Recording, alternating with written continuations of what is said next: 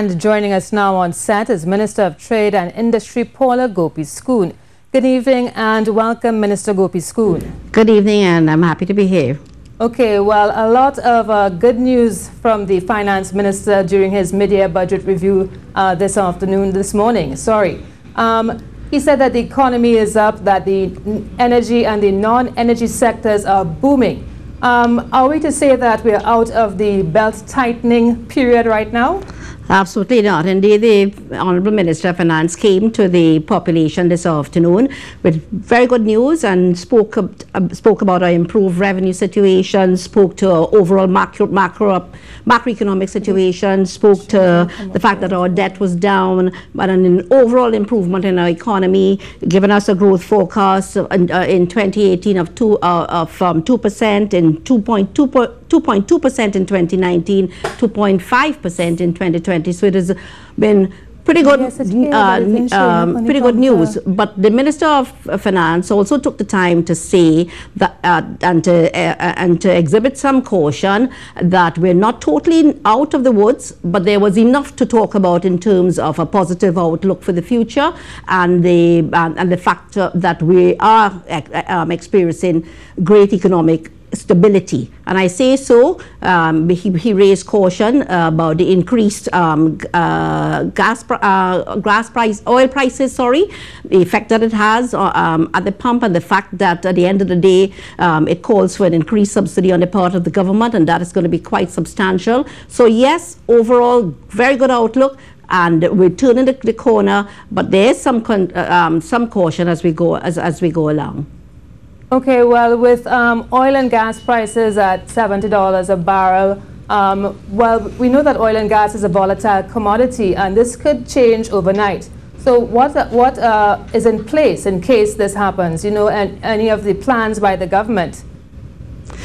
But what I can say is that the approach by this government has been a rather cautious approach, and all kudos to the Minister of Finance and also to the Honourable Prime Minister, and so that our approach has always been a cautious one, coming into office in September 2015 and meeting with a very grave situation on account of the excessive spending of the last government, but also on account of the low production levels in oil and gas, and also on account of the very low prices in oil, very low oil prices and gas prices as well. What we met, is you will realize, was a $26 a barrel of oil as against perhaps an over 108, I believe.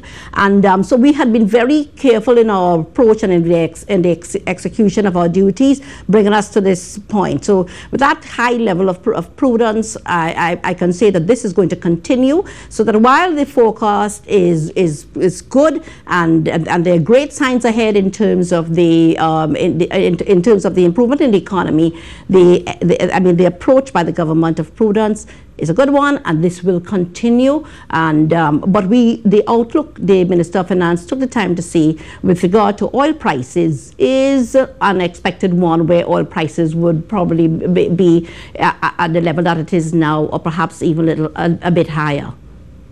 Okay, let's get in a little bit to the politics now. The opposition leader rubbished the mid-year review by the Minister of Finance. She said it was a lot of the same old, same old. What are your thoughts on her statement? Well, you know, I listened to the leader of the opposition and her debate which was about nothingness, and that's exactly what we got out of it, and that's what I think the population got out of it as well. Absolutely nothing. I don't think that the leader of the opposition was able to proffer any solutions to our situation, and of course they would have liked that the doom and gloom stayed with the population of Trinidad and Tobago. I don't think they care at all, and so they were not pleased with the positive outlook that the Minister of Finance presented today. So really there was nothing to glean, and no hope offered by the leader of the opposition, and of course this will not serve the the UNC opposition in any good stead at all. But we're on with our work and work of the government. There's going to be increased expenditure as we move along. The minister also took great pains to speak about a number of projects that will come on stream, and of course this is going to help revitalize the economy along with the revitalization in the energy sector as well. Okay, and of course, as the Minister of Trade and Industry, you are in one of the key ministries that will help with the diversification of the economy. Can you tell us some of the plans going forward and what your ministry has been doing to spearhead that diversification?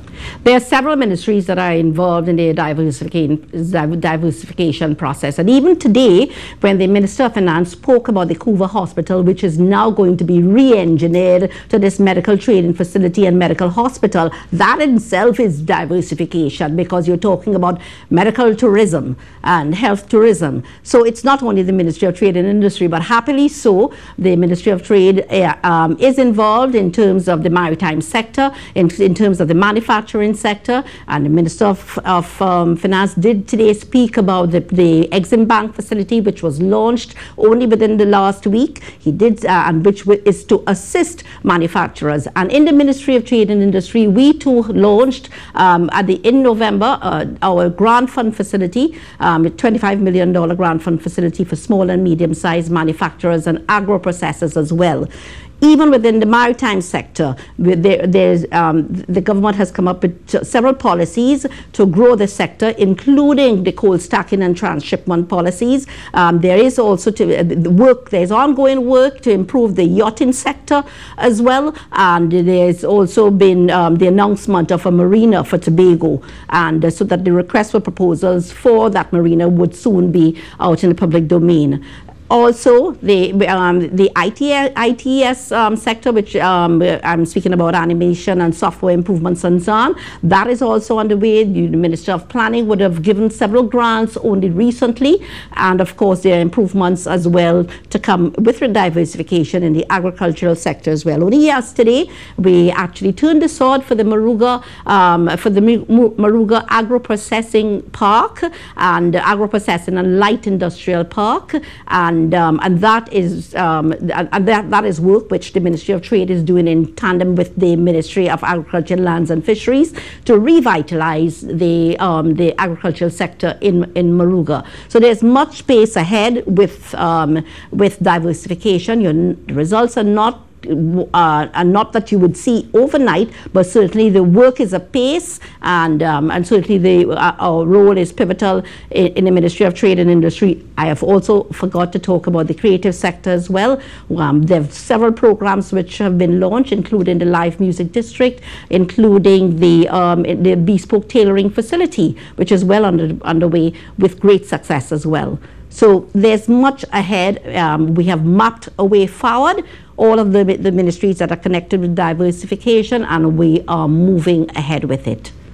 Okay, thank you very much, Minister Paula Gopee-Scoon, the Minister of Trade and Industry, for taking time out of your busy schedule to sit with us here tonight, and of course give us your views on the mid-year budget review. Thank you.